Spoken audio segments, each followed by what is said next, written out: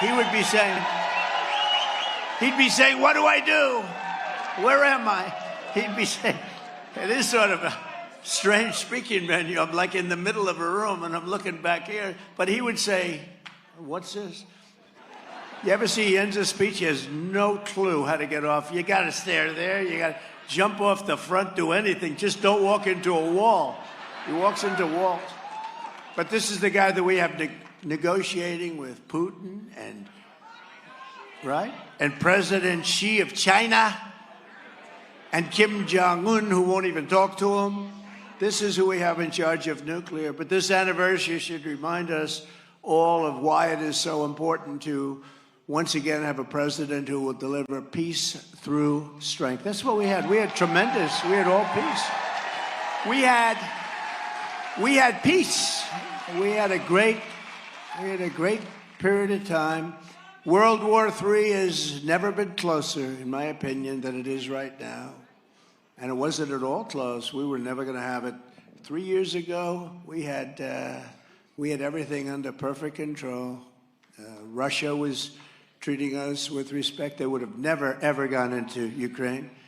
China would have never been talking about Taiwan. I mean, we had this, the whole thing was going really good. You know, if you ask me, when he pulled out, the way he pulled out of Afghanistan, Putin wouldn't have done it anyway. But the way he pulled out of Afghanistan, it said, let's go. And, you know, everyone lost respect. We pulled out as cowards. It was a surrender. It was truly a surrender. We gave up $85 billion worth of equipment, these 13 great lives, and we had 38 people were obliterated. 38, they don't talk about them. They never talk about them. Missing legs, one case, 2 legs, 1 arm, and a half an arm, and just obliterated. And nobody mentions those poor people. Should have never happened. Should have never happened. The people in the front row that I've gotten to know, incredible families, are just torn apart by gross incompetence. And I tell you, it's so sad to see. Would have been so easy. We had something going. We called up the head of the Taliban. I told the story to you, but I called up the head of the Taliban. I said, the press got on me for that. Look at all the press. Oh, it's so nice. The fake news. Fake news. Fake news. But I spoke to the head of the Taliban, Abdul.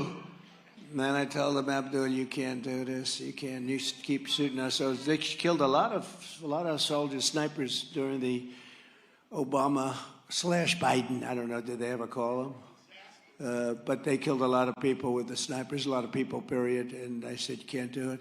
Anyway, since I had a rough conversation with him, since that conversation, we didn't lose 18 months it was, we didn't lose 1 soldier. There wasn't 1 soldier shot at. 18 months. Even Biden admitted that. He said, well, I will say one thing, under the Trump policy, they didn't lose any soldier. When he said that, his people went crazy. Don't say that. Why? But he did say that once, so I think we'll have to wheel out that statement. But it's true. Look, for 18 months, think of it, 18 months we didn't lose 1 soldier.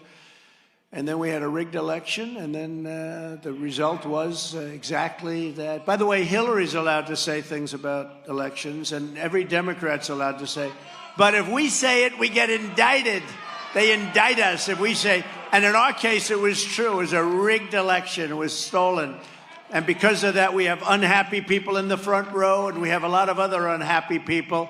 Because of that, we have inflation, and we have high taxes, and we have high interest rates, and you can't buy a home, and you can't refinance your home, and you can't sell your home, and you have energy at the highest level it's ever been. You were energy independent 3 years ago.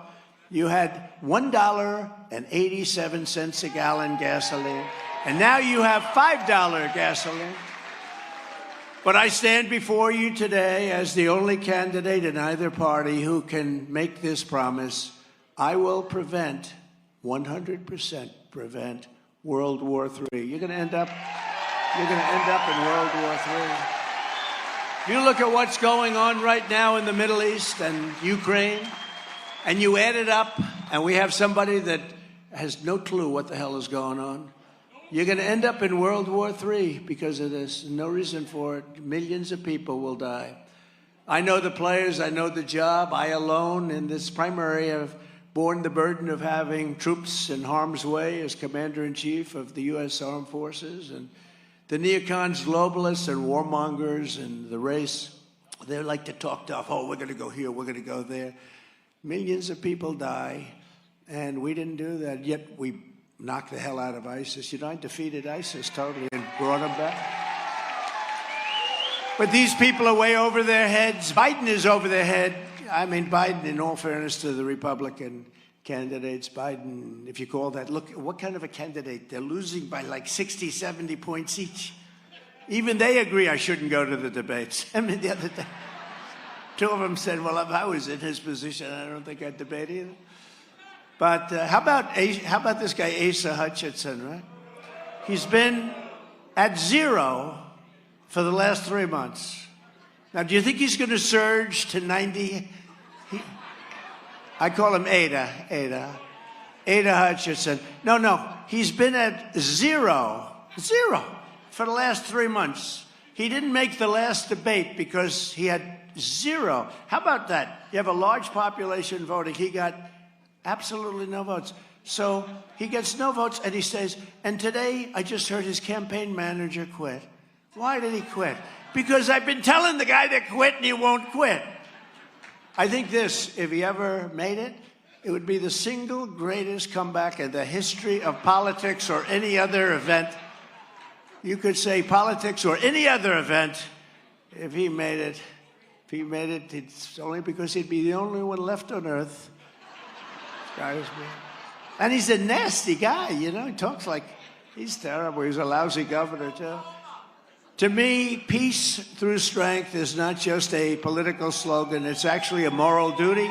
And it's my commitment to you, the American people, but you will not have World War III. You know, we were respected. When I was president, we were respected by China. You know, one story, a quick story. You don't mind if I go off teleprompter like a lot, do you? So much more exciting. So much more. But the head of Hungary, a very tough, strong guy, Viktor Orban. Did anybody ever hear of him? Probably, you know, considered very powerful within his country and outside of his country. Not exactly loved by some of the European nations because he does his thing. He didn't allow millions of people to invade his country. He allowed nobody to invade. Zero. He had nobody. So he doesn't have crime, and he doesn't have the